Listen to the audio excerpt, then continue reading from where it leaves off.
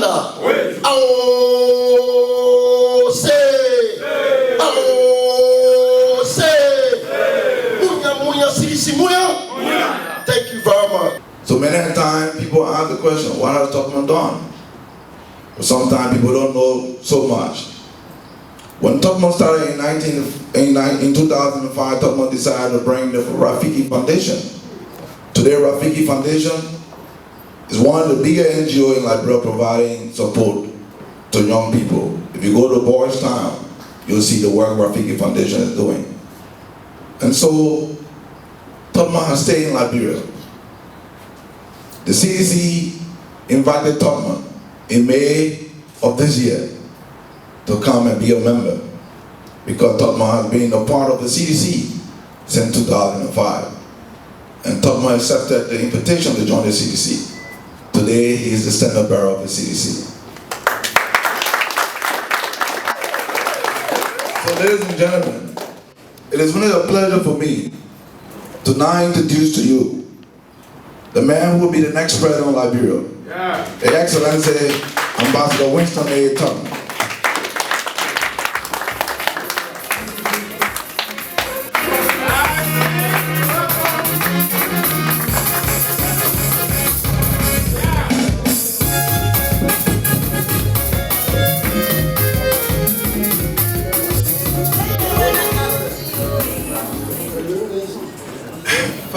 Fellow Sidicians, please sit down.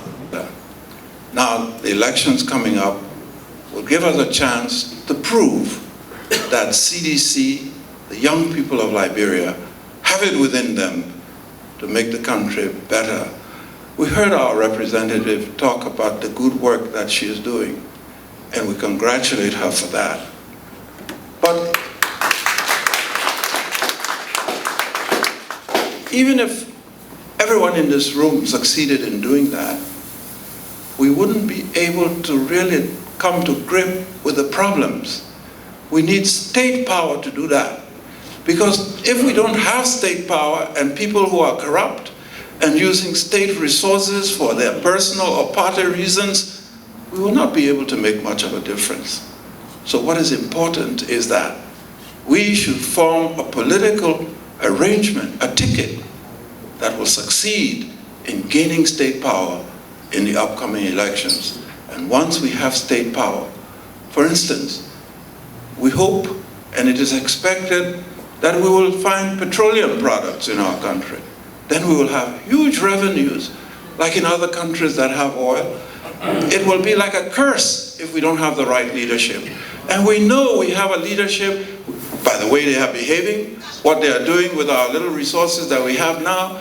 If they are put in charge of those resources, we will find that all of that vast new revenue will go to their personal bank accounts. People say, what will you do to fight corruption? The first thing we'll need to do that is to get people who are not corrupt. But if you keep recycling people whose behavior in the field of corruption is already so well known, you will not be able to break that. But we will be able to break that cycle because we will employ, we'll use young people, people who haven't yet been corrupted by corruption. And that is the way we will be able to tackle this problem of corruption. I have made sacrifices. I'm offering myself to serve. I could have remained in the United States when the coup happened in 1980. In fact, most people who could were leaving. Instead, I went back. I've stayed there throughout. People sometimes say, why did you join the NDPL? I joined the NDPL when I did, when Doe was still alive, when the war was still going on, and the war was destroying our country. I felt that if I got involved, and involved the international community, especially the government of the United States, if they became involved, it would be possible to stop the war and end the violence and end the killing. At that time, there were other Liberians who felt, and they have admitted it now, that they were pushing for this war to continue. They were pushing to use violence to solve this problem. And today the problem isn't solved. We don't have the unity and the healing in our country that we need. In my view, therefore, the next election is not so much about winning, it is about healing. But I tell you, when I was at the convention of the CDC, I never felt more at home, that I was welcomed there, that people weren't saying to me, oh, you were there, you are this, you're that. They welcomed me, and I've continued to feel welcomed in the party. I feel welcome here today.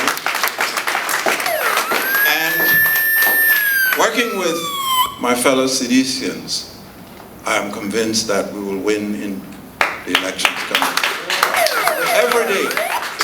Every day, the swell of support that our party is generating in Liberia is quite a phenomenon.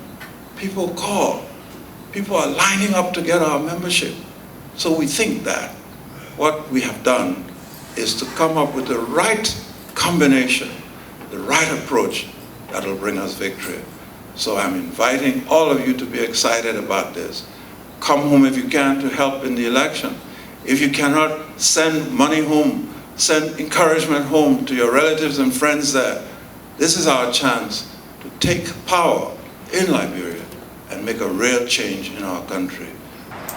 Well, my question is, I've heard members from other parties saying that the present government is not doing well in Liberia as concerned with water, electricity, and roads. If you became president today or tomorrow, what will be your first tackle, or what would be your first agenda if you became president? I would tackle, and I've already begun working on that, is to put our team together. You will recall that after the election in 2005, it was a very long time before we knew who would be in the government. That's the first thing I would tackle, because you need to have a team. And when I get my team together, we will also discuss what things we would do first, what priorities we would have. I was having a discussion recently with John Molu, the